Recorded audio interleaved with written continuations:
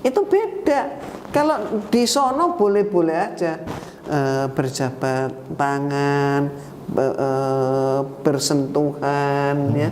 Terus kemudian pinjem pundak untuk nangis dulu, ya, dibelai, dipeluk, dicium, boleh gitu loh. Perempuan.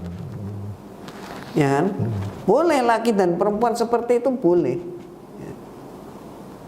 Kan? Nah, tapi kalau dalam Islam kan ada batasannya dong.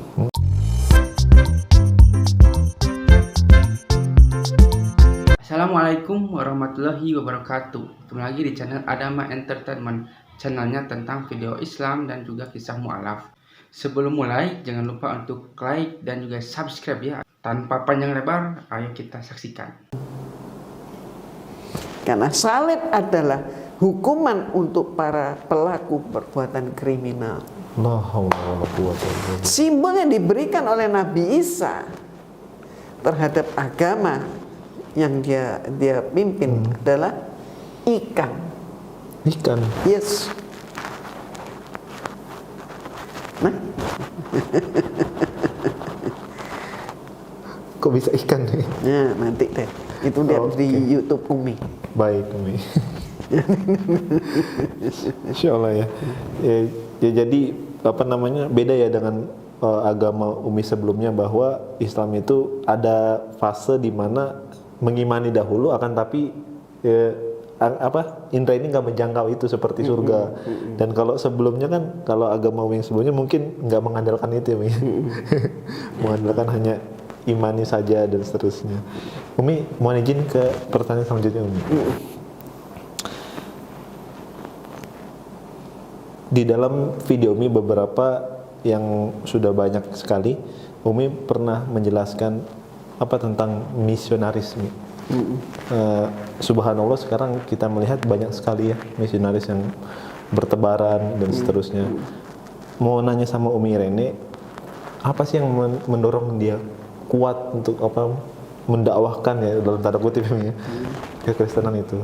Dan mungkin bisa berbagi juga nih pengalaman Umi nih, dan supaya sahabat ngaji cerdas biar tahu apa sih misionaris dan apa sih metode-metodenya begitu, Mi. Kita sekarang lihat dulu pola dakwah. Pola dakwah. Pola itu patron ya. Jadi melaksanakan dakwah itu harus bagaimana? Ya. Jadi ada polanya kan, ada patronnya. Nah, pola dakwah Islam bagaimana? Antara lain ayat yang mudah kita jumpai, la ikraha fiddin dan lakum dinukum waliyadin.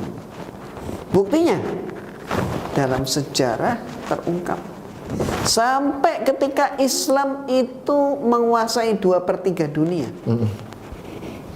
Tidak ada ceritanya sebuah negeri yang dipimpin oleh orang Islam maka seluruh penduduknya harus Islam, dipaksakan. Tidak ada. Setuju. Ya, seluruh perjalanan sampai hari ini. Kalau ada, tunjukkan, buktikan. Jangan cuma ngomong, gitu ya.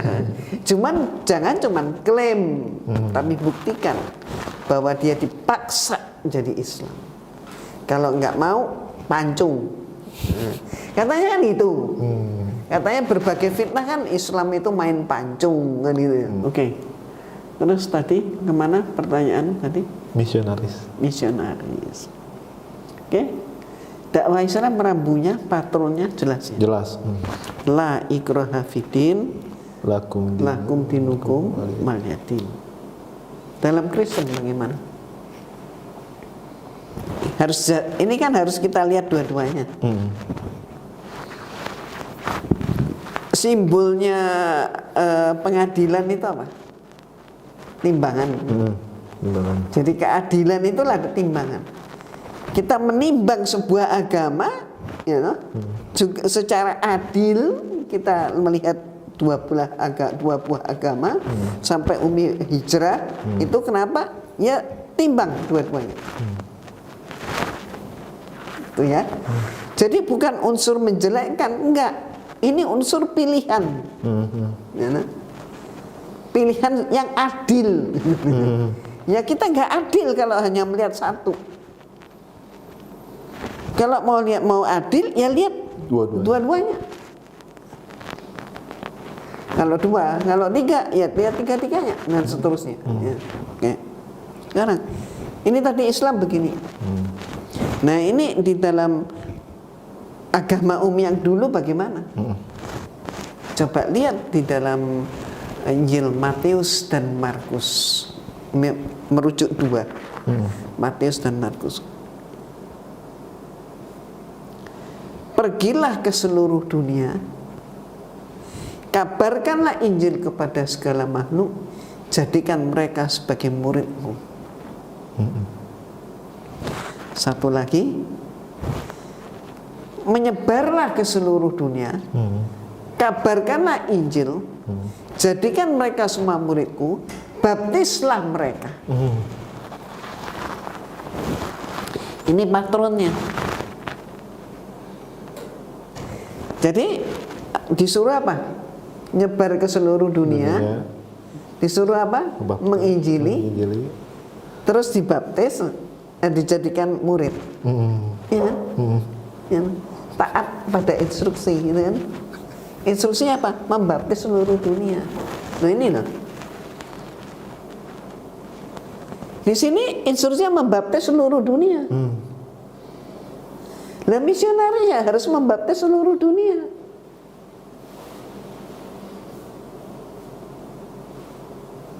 Nah Islam mengatakan sebaliknya. Lakum dinukum waliyadin. La ikroha fiddin. Sama? Enggak sama. Nah kenapa misionaris getol? Ayatnya ada. Oke, untuk mempermudah lagi.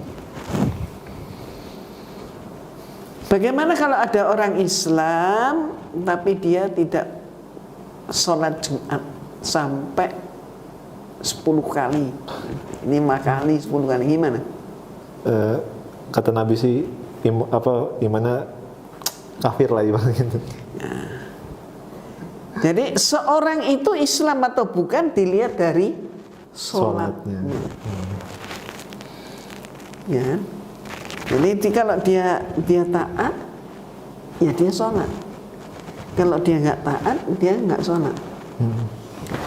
Kemudian kalau dia nggak sholat, mati masuk surga atau neraka? Neraka. Karena nggak taat kan? Nggak taat. Karena nggak taat dia nggak sholat. Karena nggak sholat dia pun nggak masuk surga. Maka dia masuknya ke neraka. Jelas. Jelas. Alurnya jelas ya. Sekarang ini ada perintah di sini ini perintahnya adalah mengkristenkan dunia. Matius dan Markus tadi kan. Bagaimana kalau ada misionaris tidak mampu mengkristenkan orang lain? Bagaimana kalau ada di kalangan mereka mengabaikan perintah ini? Orang Islam diperintahkan sholat, nggak sholat masuk neraka. Nah kalau ini mereka diperintahkan menginjili, melaksanakan misi. Kalau nggak dilaksanakan gimana? Masuk mana ini?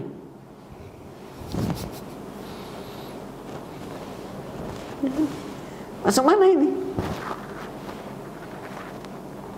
Bagi mereka, ya masuk neraka. Karena nggak melaksanakan, maka mereka gencar.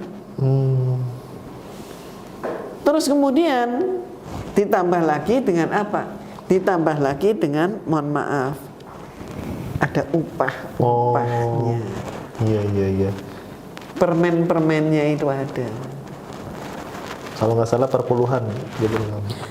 Ya gereja memang melakukan perpuluhan sampai hari ini di Jerman misalnya. Nggak tahu sudah dicabut atau belum, tapi sudah terjadi demo di Jerman beberapa bulan yang lalu. Rakyat Jerman menolak tentang undang-undang pajak bagi Tuhan. Jadi Tuhan pun memungut pajak. Makanya di barat itu banyak arus meninggalkan gereja. Gereja sepi di barat. Ya contohnya di Jerman ada undang-undang yaitu pajak untuk Tuhan. Tuhan minta pajak. Iya.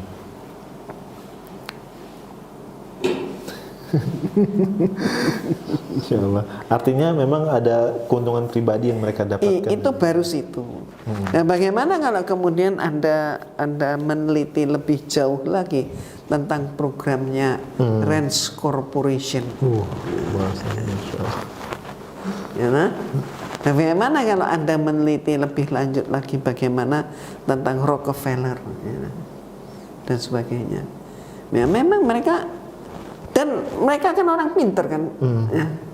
Banyak orang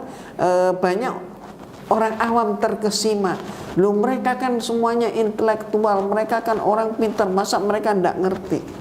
Ya karena konsep imannya tadi. Apa saja kata petinggi mereka terima. Ya. Sementara mereka ini sudah mempelajari sejarah Islam. Ini Moshe Dayan, masih ingat Moshe Dayan ini siapa? Petinggi Israel yang lalu. Moshe Dayan dia mengatakan menghadapi orang Islam itu ternyata malas membaca. Orang Islam itu ternyata nggak ngerti sejarah. Ya benar ya dia bilang. Benar, untuk saat ini dia benar. Tapi saat lalu enggak. Orang Islam itu semua tahu tentang sejarah Islam. Tapi generasi sekarang ini orang Islam itu tidak mengenal sejarah. Saat yang lalu mereka tahu tokoh-tokoh Islam itu siapa. Dan mereka bangga, aku keturunan dari bangga. Sekarang kakeknya siapa seringkali mereka tidak ngerti. Subhanallah. Ibarat kacang lupa dengan kulitnya.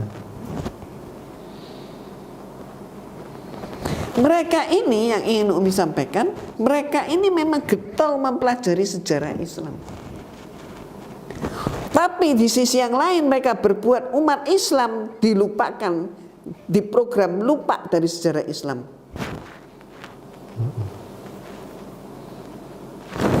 Pelajaran sejarah di negeri kita beda dengan pelajaran sejarah di negeri yang lain. Contoh, pelajaran sejarah di Indonesia tidak ada bentuk pemerintahan khilafah, itu tidak ada. Iya. Tapi di Australia yang kapitalis, Yang berideologi kapitalis gitu. ya kan? Di Australia, betapa Umi kaget, ternyata apa? Buku pelajaran sejarah mereka mengajarkan tentang macam-macam sistem pemerintahan, termasuk mengajarkan tentang sistem pemerintahan khilafah. Masya Allah. Australia. Padahal mayoritasnya orang-orang kafir semua. Mereka lebih tahu dari kita.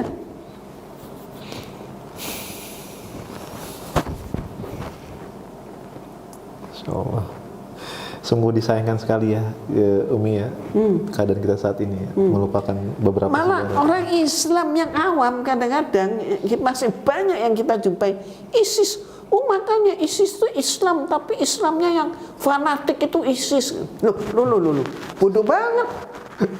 ISIS itu yang buat siapa? Inggris dengan sekutunya. Yahudi Inggris dengan sekutunya. Jadi kemakan, ke framing umat kita. Gitu. Masya Allah. Apalagi nanti ada remaja yang mengatakan, makanya Islam ya Islam aja, tapi nggak usah fanatik. Lah, Bagaimana itu?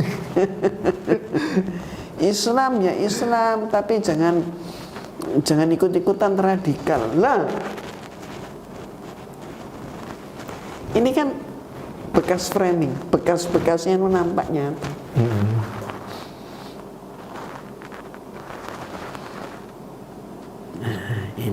Ini yang patut direnungkan kembali.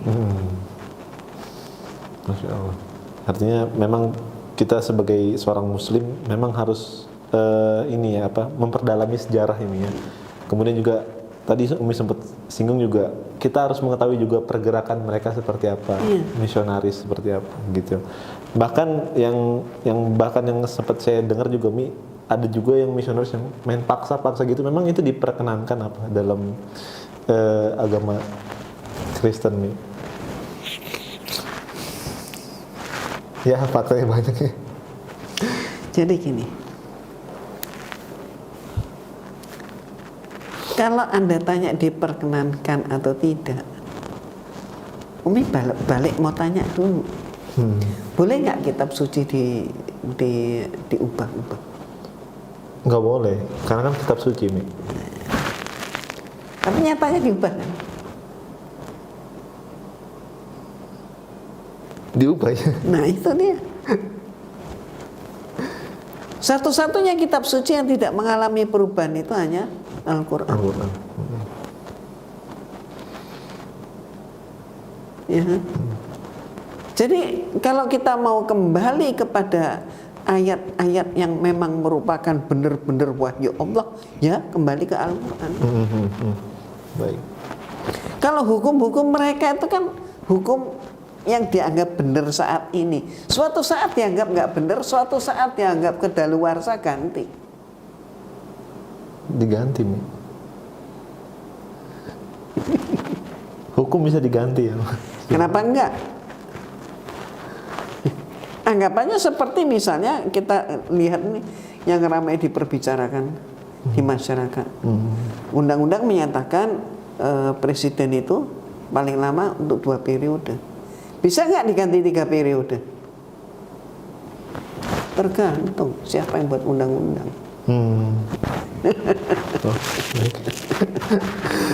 Masya Allah Umi. Mohon izin untuk pertanyaan selanjutnya Umi.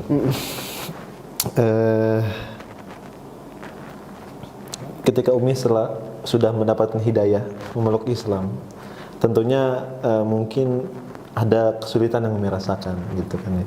Dan ini mungkin juga saya rasakan juga waktu agama saya dahulu. Nah,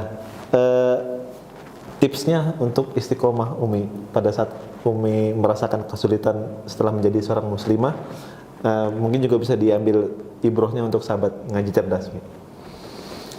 Ya, kalau kita mendapatkan kesulitan, coba kalkulasi dulu supaya adil.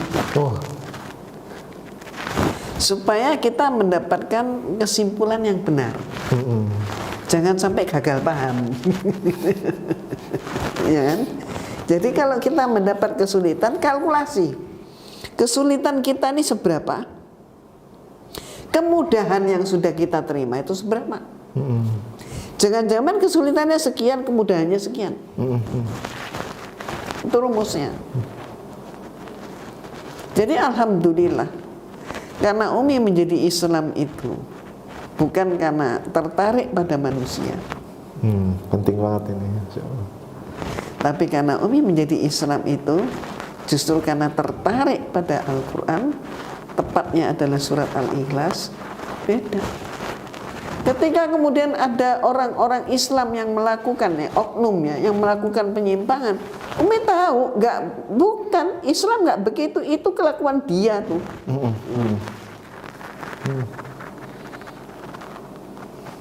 Nggak ngefek. Kenikmatan, kemuliaan yang Umi dapat dibanding dengan mohon maaf kesulitan. Masya Allah. Masya Allah. Makanya ayat Allah itu kan surat Ar-Rahman itu kan jelas bertanya, nikmat Allah yang mana yang kau ingkari? Mari lagi, tergantung kita. Seberapa kemampuan kita menggunakan akal kita. Jadi apa? Alatnya, perangkatnya itu sudah disediakan oleh Allah, dikasih nih akal, ini pikiran. Iya. Tergantung mau dipakai nggak. Sebab apa? Sebab akal, bab pikiran. Kadang orang bilang akal, kadang orang bilang pikiran. Ya. Sebab apa? Akal atau pikiran itu seperti pisau.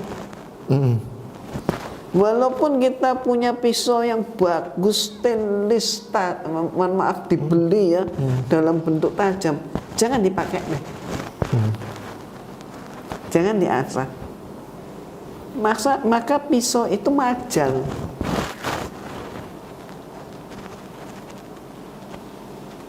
Tapi kalau pisau itu dipakai terus, demikian pula akal, dipakai mikir terus, tajam.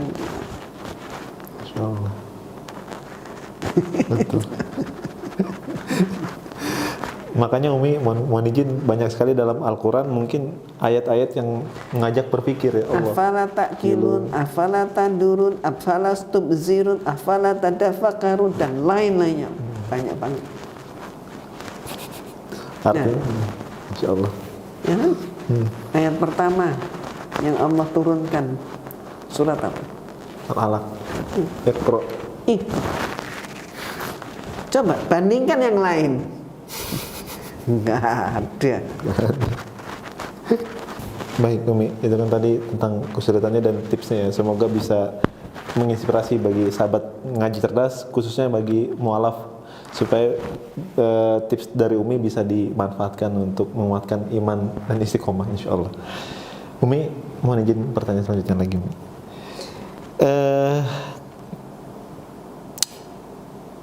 Di dalam Islam Umi, antara hak dan batil kan nggak boleh dipersatukan ya Umi ya. Itu kan pasti terpisah.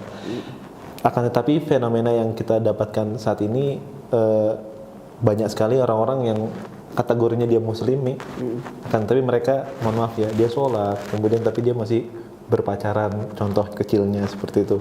Bahkan ada lagi yang kemudian dia merasa beriman sama Allah tapi dia menghina Rasulullah dan seterusnya.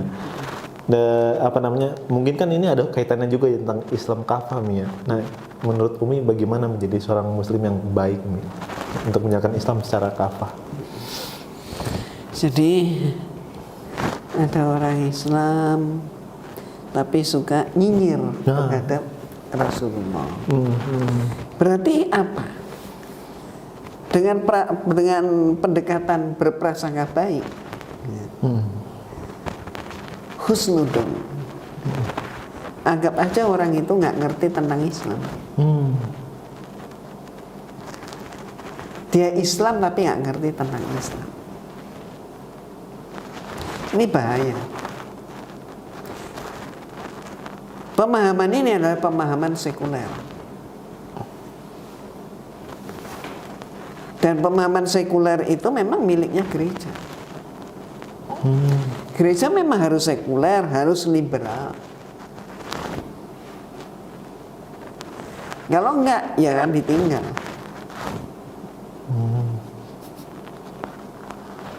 Tapi umat Islam, kalau kita mau kafah, ya pelajari dengan benar. Kalau Islam itu kita umpamakan, misalnya ada seorang yang mengatakan ketika diajak umroh, dia punya tabungan dan dia untuk umroh itu apa itu ringan, karena dia biasa tiap tahun berlibur ke berbagai negara, cuman umroh. Terus apa lagi haji, dia nggak tertarik untuk haji. Kenapa kok kamu nggak tertarik pada haji? Iya, gimana lagi, aku belum dapat hidayah dari Allah. Nah itu.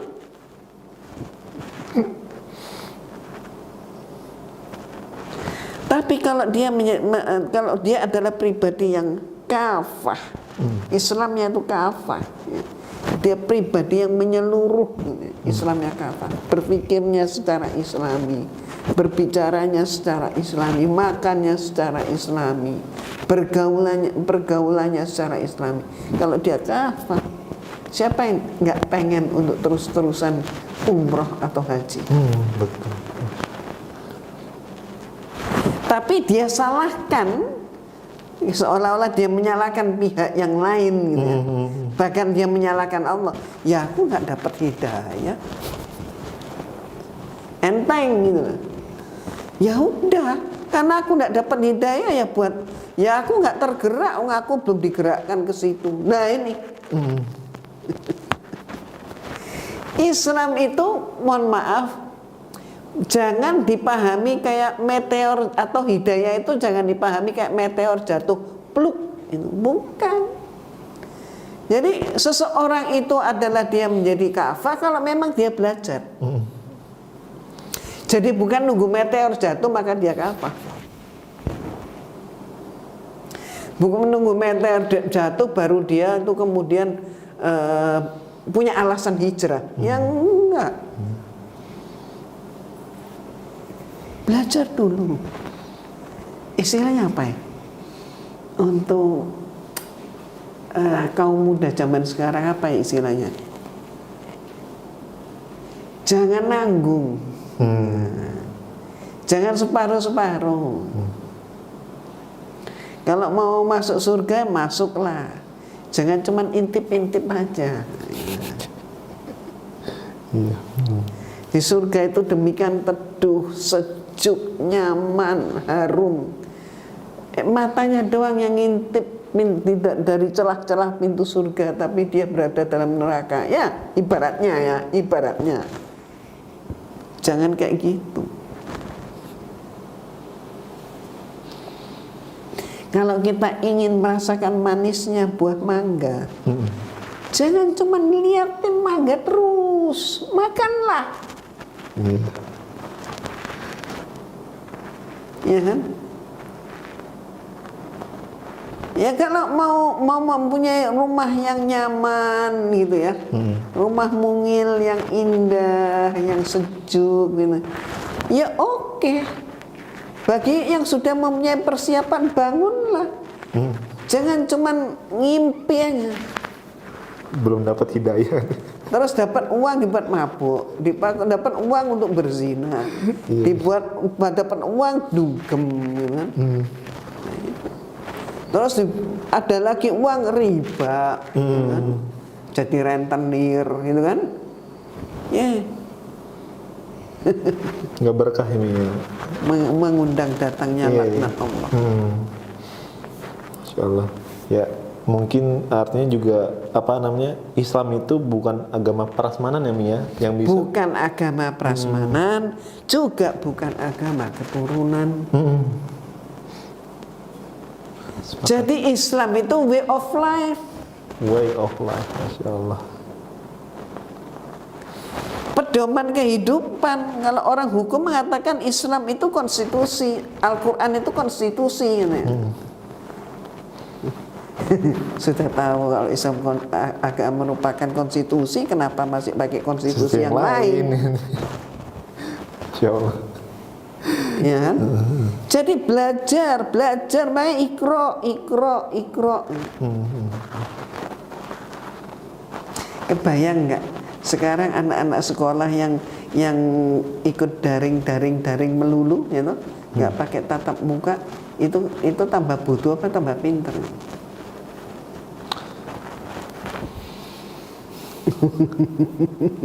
Mayoritas yang saya ketahui memang banyak keluhan yang dirasakan para ibu-ibu. Insya Allah. Jadi begitu ya Mia. Islam adalah agama yang mengatur untuk seluruh umat manusia tanpa terkecuali, mau dia beriman, mau dia orang kafir ya. Insya Allah itu semua Allah atur karena Allah yang menciptakan manusia itu sendiri. Baik, mudah-mudahan itu bisa menjadi penguat hidayah untuk kita untuk menjalankan Islam secara menyeluruh, insya Allah. Umi, nah ini juga mungkin bagi sahabat ngaji cerdas ya yang ingin mengetahui Umi Irene secara jauh. Qadarullah, Umi juga membuat beberapa buku ya Mi ya. Nah itu Masya Allah. Nanti mungkin bisa nanti Umi jelaskan bukunya buku apa. Nanti juga bisa dijelaskan judulnya. Ada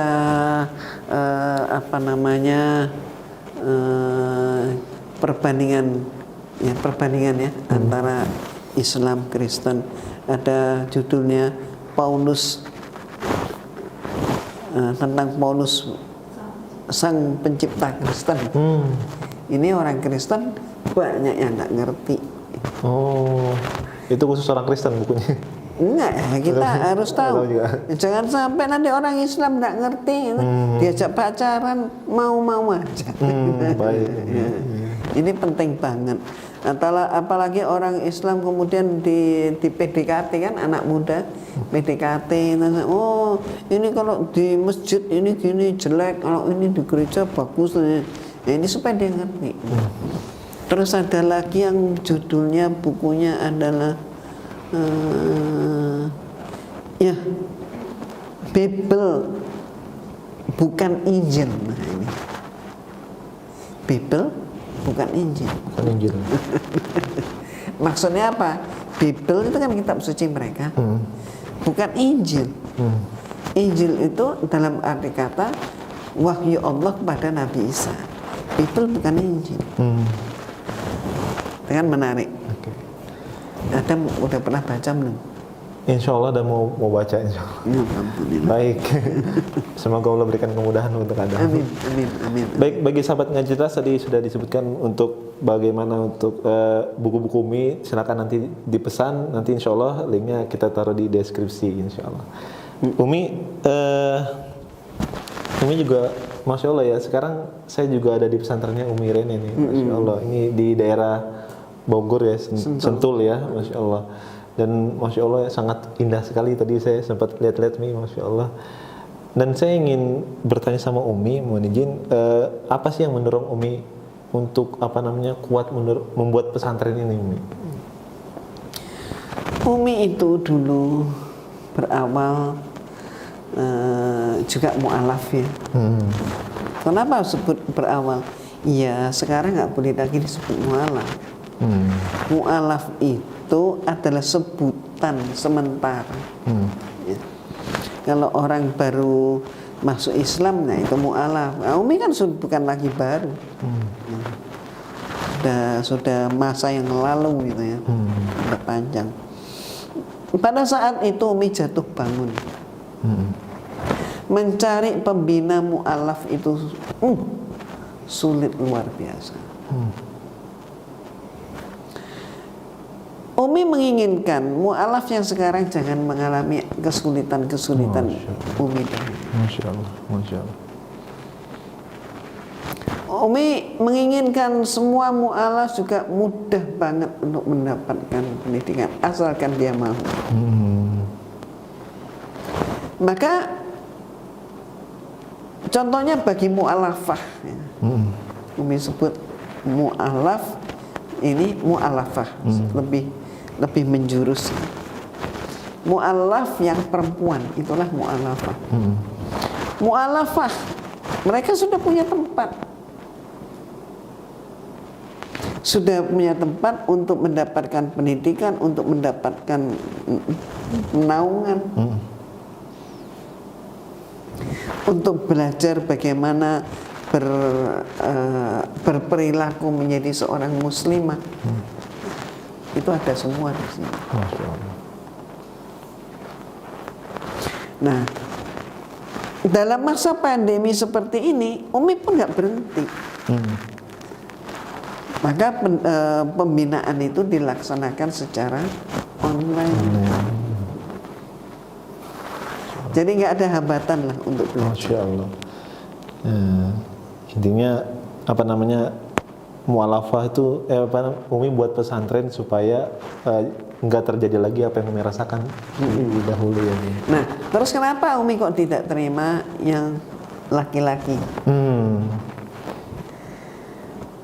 Umi merasa kurang elok atau nggak elok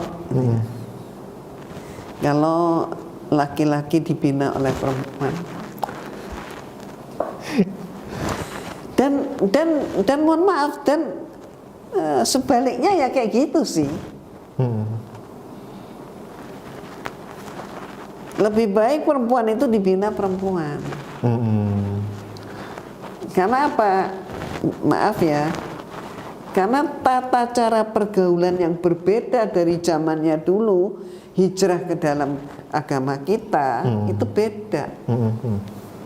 Tata cara bergaul, antara laki dan perempuan ini ya, itu beda. Kalau di sono boleh-boleh aja berjabat tangan, bersentuhan, ya, terus kemudian pinjem pundak untuk nangis dulu, ya, dibelai, dipeluk, dicium, boleh gitu loh. Perempuan.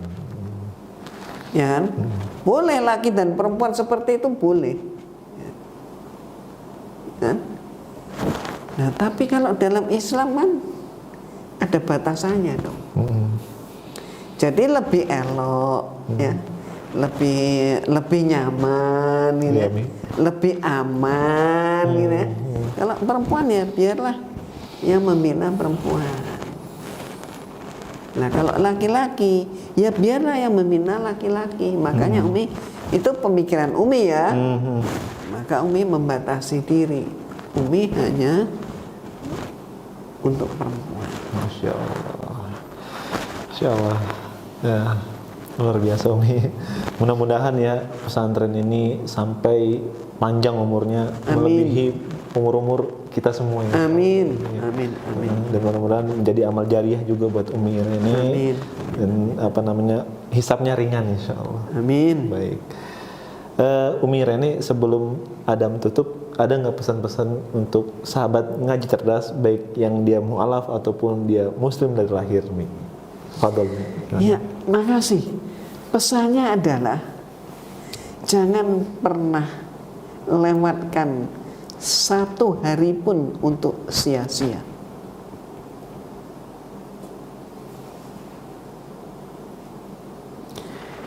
Kita tidak tahu kapan usia kita akan berakhir. Jangan sampai kita berakhir dalam keadaan yang kufur. Maka bagi kita yang sudah mendapatkan hidayah Allah, syukuri itu. Tidak ada waktu untuk tidak mensyukuri. Demikian pula tidak ada waktu untuk tidak belajar. Belajar itu sesuatu yang menyenangkan. Belajar itu asik. Dengan belajar maka kita tidak akan menjadi gagal paham. Mudah-mudahan ini. Kalau kita mampu belajar dengan baik, insya Allah kita akan merasakan nikmatnya hidup dunia akhirat. Itu Islam. Masya Allah. Nah, seperti itulah kisahnya. Bagaimana kan kisahnya ini sangat menginspirasi kita bahwa kita itu sebagai umat muslim, dengan adanya video ini kita itu menjadi terinspirasi bahwa kita itu bisa lebih baik lagi. Dan dengan video ini juga mungkin kalian juga yang mungkin non muslim ya, yang menyaksikan ini, kalian juga mungkin ada gambaran seperti apa bahwa agama Kristen itu tidak selalu misalnya benar ya, karena banyak juga kontradiksi di sini. Bahwa agama Kristen, agama non-Islam misalnya gitu ya, jika orang-orang mereka itu mu'alaf itu karena apa? Kebanyakan itu mereka itu tahu bahwa Islam itu adalah agama yang benar, agama yang lebih masuk akal daripada agama-agama lainnya. Dari mana kita itu bisa tahu hal itu ya? Karena kita mempelajari Al-Quran dan mempelajari agama Islam gitu. Kita itu harus berpikir terbuka. Indonesia itu emang toleransi ya, tapi ketika kita dihadapkan dengan sesuatu agama gitu ya, kita harus mengkaji. Misalnya agama Kristen seperti ini, agama Hindu seperti ini, agama Islam juga seperti ini, dan berbeda-beda ya, karena di Indonesia itu banyak sekali agama ya, tapi kebanyakan di channel ini adalah tentang agama dari non muslim ke muslim, dikarenakan agama Islam adalah agama yang paling sempurna di dunia ini. Sampai akhir zaman pun Al-Quran itu berkata bahwa Allah itu akan menjaga Al-Quran sampai hari akhir. Nah, seperti itulah bagaimana kisahnya ya. Dan jika kalian suka, jangan lupa untuk like, comment, dan subscribe ya. Dan nantikan video saya selanjutnya. Wassalamualaikum warahmatullahi wabarakatuh.